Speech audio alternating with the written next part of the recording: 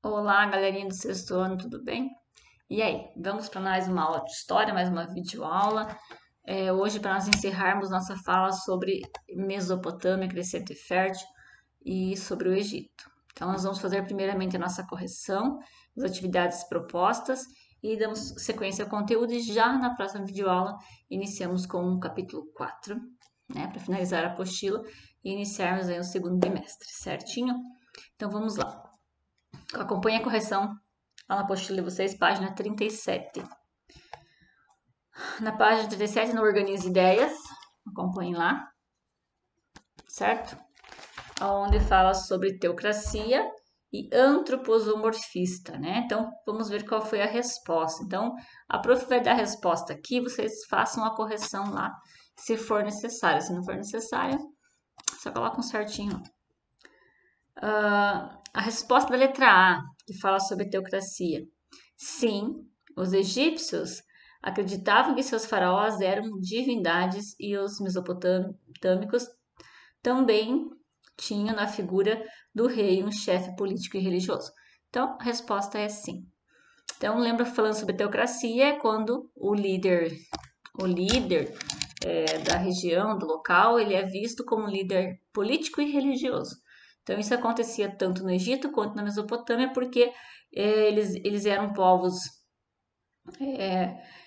politeístas que acreditavam em vários deuses e tinham na figura o povo egípcio na figura do faraó e o povo mesopotâmico na figura do rei, um representante tanto político quanto religioso. Ok? Resposta da B. A palavra difícil de falar, né?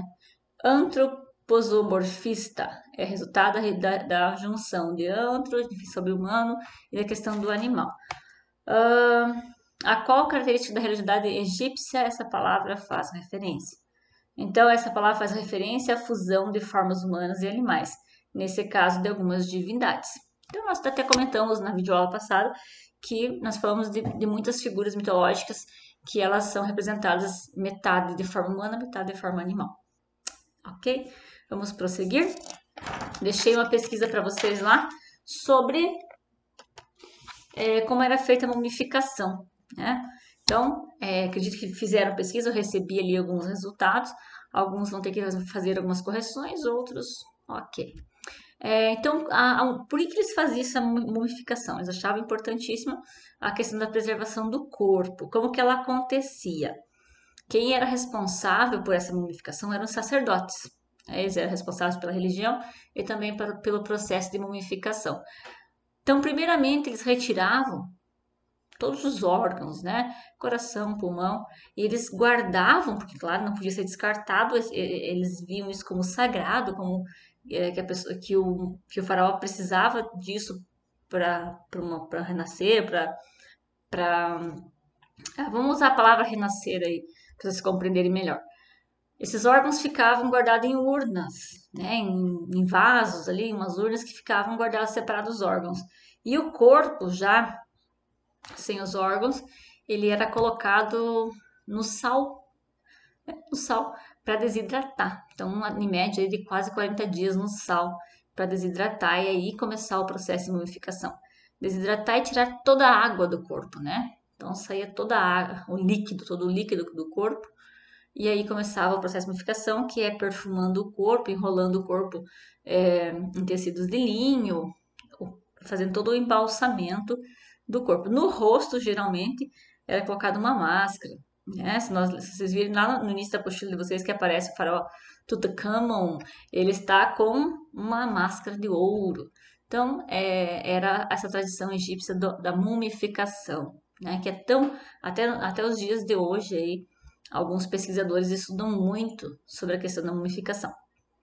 Certinho? Vamos prosseguir então.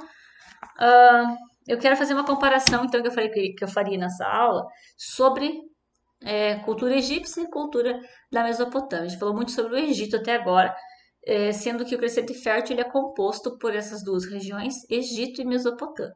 Né? Nós falamos muito sobre isso, então não pode esquecer na cabecinha de vocês, crescente fértil, Egito e Mesopotâmia, certo? O Egito, nós sabemos que ele foi banhado pelo Rio Nilo, e a Mesopotâmia pelo Rio Tigre e Rio Eufrates. Na questão cultural e religiosa e política, quais são as diferenças e as semelhanças dessas duas regiões? No Egito, por exemplo, nós temos lá como um líder político e religioso o faraó. Lembram disso? Já na Mesopotâmia, nós temos o líder político e religioso, o rei.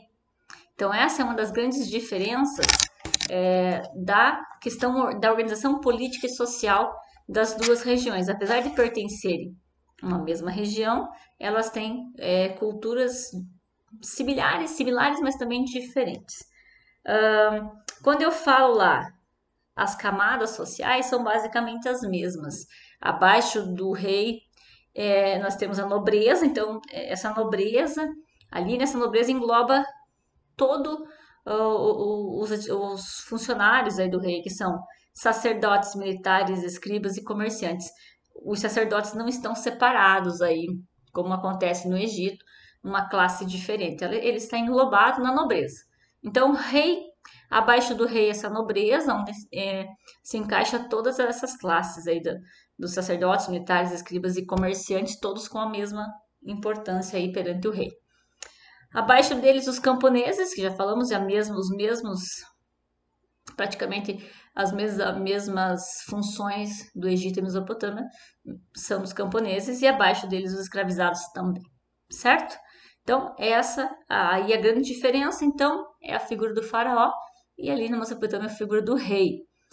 Outra diferença importante é que o Egito ele foi um estado unificado, né? Quando eu falo unificado, é um território mais centralizado. Ele foi dividido apenas em Alto Egito e Baixo Egito, né? Baixo e Alto Egito.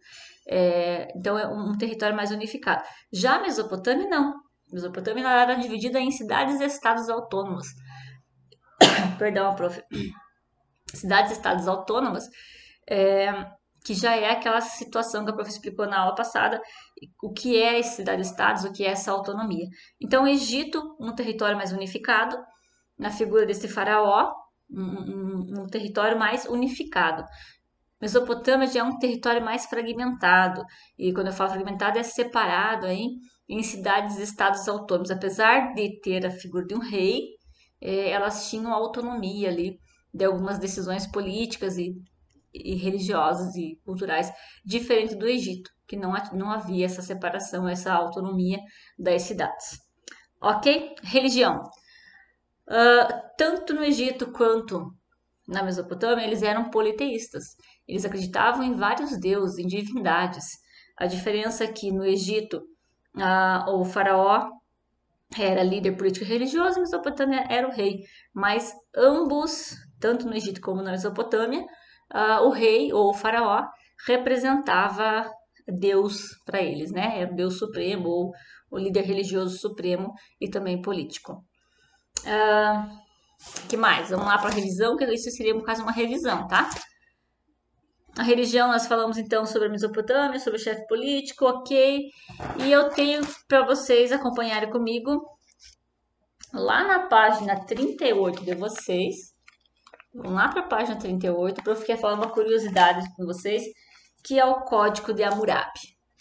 Quem é que já ouviu falar no Código de Hammurabi? Então, quando a gente fala nós falamos aí nessas primeiras civilizações que se organizaram, que se uniram nessa organização social. Quando esses indivíduos começam a se organizar enquanto sociedade, tem que surgir as regras, as leis e também as punições, não é isso? Porque se existe um código de regras para você seguir, quando você descumpre essas regras, automaticamente tem que haver uma punição. É assim que todas as sociedades se desenvolveram. E não foi diferente lá nas primeiras civilizações, onde tiveram que organizar a sociedade através do que? De leis, de regras e de punições. Não cumpriu as regras, vai sofrer uma punição. E o Código de Hammurabi seria mais ou menos isso. Então, eu vou explicar um pouquinho para vocês o que é o Código de Hammurabi, para vocês compreenderem. É o mais antigo código de leis que se conhece, é o chamado Código de Hammurabi. Foi estabelecido pelo governante babilônio. Nossa, desculpa que a prof foi ler que acabou. Hammurabi, por volta de 1700 a.C. na Mesopotâmia. Então, o Código de Hammurabi, ele foi desenvolvido pelo povo mesopotâmico, tá? Mais precisamente por Hammurabi. O que dizia este código? Vamos entender. As leis eram determinadas pelos deuses. Então, eles acreditavam que eram os deuses que determinavam as leis, não eram as pessoas. As pessoas tinham apenas que seguir, administrados pelo rei. Então, os deuses enviavam, né, através da figura do rei, as leis a serem seguidas. E as pessoas deveriam respeitar. E esse rei tinha que transmitir e defender essa questão das leis enviada pelos deuses. O Código de Hammurabi tem como princípio a lei de Talião, que se baseava na vingança pessoal. Se alguém arranca o olho a um outro lhe deverá arrancar o olho. Então, resumindo assim, quando você faz algo de errado para alguém, automaticamente você tem que ser punido da mesma forma. Então, vamos pegar uma questão do médico aí. O médico foi lá e cometeu um erro e deixou alguém, perdeu a visão. Automaticamente alguém vai lá e vai fazer o filho do médico perder a visão também, ou o médico mesmo perder a visão. Isso é vingança pessoal, né? O que não nada parecido com as nossas leis de hoje. Então, o Código de Hammurabi é um código quase que visto como cruel nos dias de hoje, né? Onde você tem o direito de se vingar no outro que te fez mal. O Código de Hammurabi foi gravado em um monólito, cuja imagem se encontra na página de abertura do capítulo. Então, se vocês voltarem lá na página de abertura do capítulo de vocês, a prof está girando aqui a apostila, para mostrar para vocês. Então, aqui é o Código de Hammurabi, onde foi escrito o Código de Hammurabi. E aqui são as pirâmides, né, que todos nós conhecemos. Então, o Código de Hammurabi é um código de lei mais antigo que se tem conhecimento. Ele foi escrito pelos mesopotâmicos e ele tem como base a questão da vingança pessoal, certo? Então, chegamos praticamente ao fim do nosso conteúdo. A prof espera que realmente vocês tenham compreendido. Difícil essas aulas por videoaula, mas a prof promete que nós voltarmos ao normal, eu vou retomar todo esse conteúdo com vocês, porque eu defendo a ideia de que vocês devem estar bem preparados na questão de história para prosseguir para os anos seguintes, e nós vamos retomar esse conteúdo sim. Nós temos também na página 39, que página 39 fala um pouquinho sobre a escrita, né? Aonde surgiu a escrita. Então, na Mesopotâmia, a escrita cuneiforme era gravada com uma cunha. Então, cunhado, né? Quase que você tem que gravar na pedra, né? Cortando a pedra lá para fazer. Os egípcios desenvolveram a escrita hieroglífica. Hoje a prof tá, hein? Então, na Mesopotâmia a escrita era cunhada, já no Egito a escrita era hieroglífica. Hieroglífica, termo de origem grega, significa gravura sagrada, certo? Então, acompanha na página, faço a leitura sobre a escrita. E eu deixo hoje de atividade para vocês as atividades da página 40 e 41. Ó, 40 e 41. Então, essa atividade da página 40 e 41, vocês irão retornar para a prof. Eu farei a correção na videoaula seguinte. O caderno de atividades do capítulo 3, prestem atenção. O caderno de atividades, capítulo 3, vocês irão fazer, mas eu não farei a correção por videoaula. Por quê?